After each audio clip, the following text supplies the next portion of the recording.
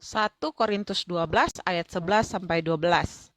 Namun, semuanya ini dikerjakannya oleh Roh yang satu dan yang sama, yang memberikan karunia kepada tiap-tiap orang secara khusus, seperti yang dikehendakinya.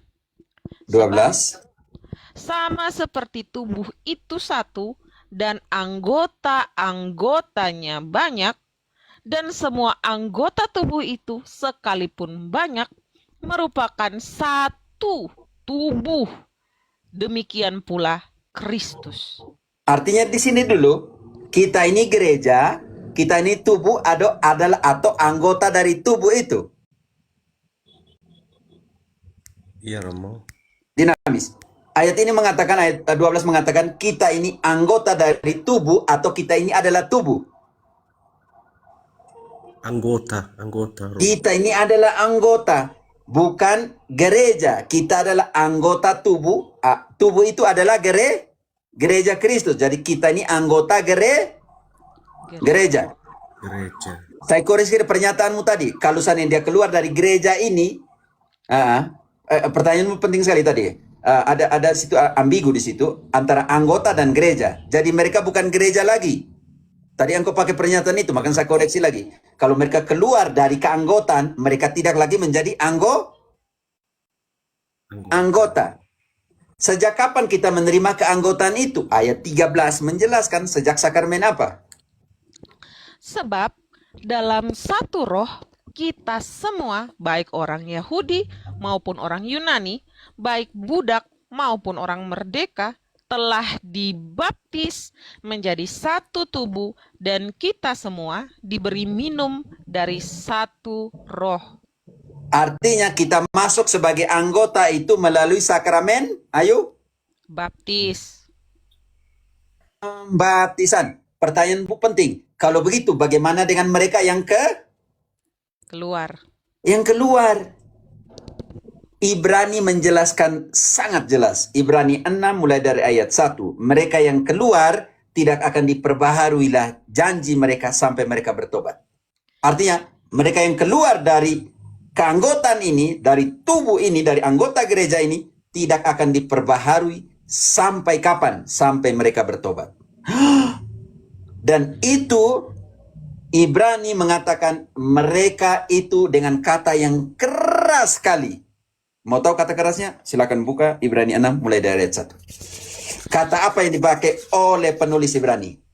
Oke.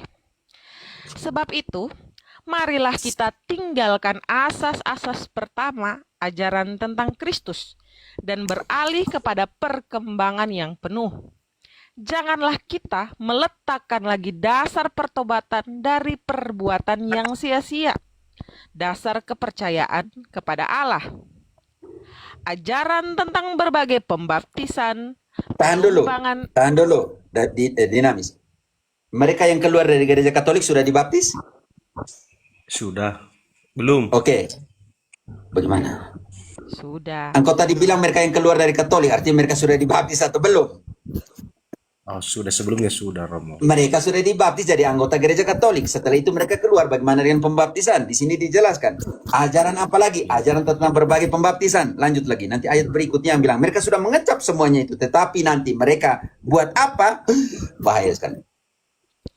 Ajaran tentang berbagai pembaptisan, penumpangan tangan, kebangkitan orang-orang mati, dan hukuman kekal.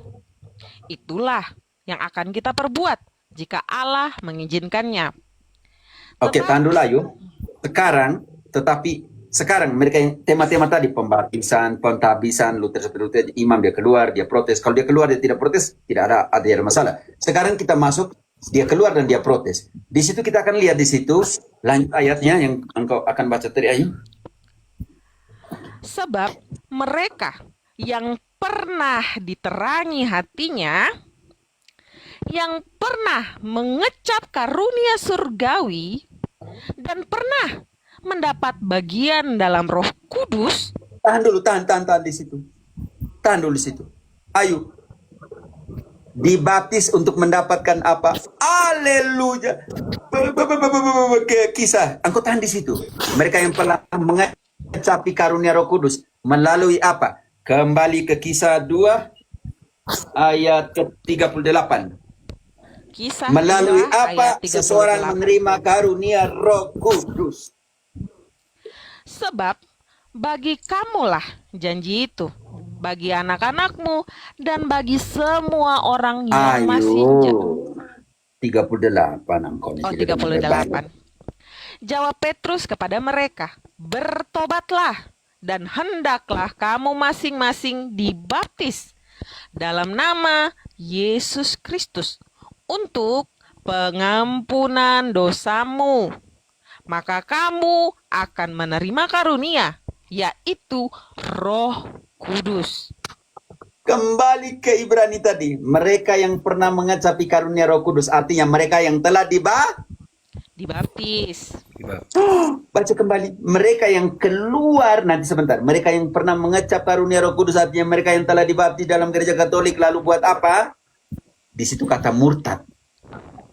Sebab mereka yang pernah diterangi hatinya, yang pernah mengecap karunia surgawi, dan pernah mendapat bagian dalam Roh Kudus, dan yang mengecap firman yang baik dari Allah dan kuasa-kuasa dunia yang akan datang, namun murtad lagi, tidak mungkin dibaharui sekali lagi supaya bertobat. Sebab mereka menyalibkan lagi anak Allah bagi diri mereka dan menghinanya di depan umum. Ayo engkau pakai TB1, di situ penting sekali. Tidak akan lagi diperbaharui semua janji yang pernah mereka buat itu hingga mereka bertobat. TB2 tidak pasang kata hingga atau sampai di situ. Ibrani 5. Ibrani 6, 6 mulai di ayat 6. Ya. Dan yang mengecap firman yang baik dari Allah dan karunia-karunia dunia yang akan datang. Namun yang murtad lagi tidak mungkin dibaharui sekali lagi. Sedemikian sehingga mereka bertobat. Artinya, kalau mereka bertobat dan pulang, diperbaharui lagi semua janji yang pernah mereka kerja. Lanjut sedikit, ayo. Oke. Iya, Romo. Sebab mereka menyalibkan lagi anak Allah bagi diri mereka dan menghinanya di muka umum. perkara selesai. Kalau kau tidak pulang kembali, engkau menyalibkan Kristus di depan umum, di dalam hidupmu, dan menghinanya di depan umum. Kalau tidak mau pulang kembali. Itu pertanyaanmu dinamis, bagaimana dengan mereka yang keluar dari Katolik? Ini ayat untuk mereka.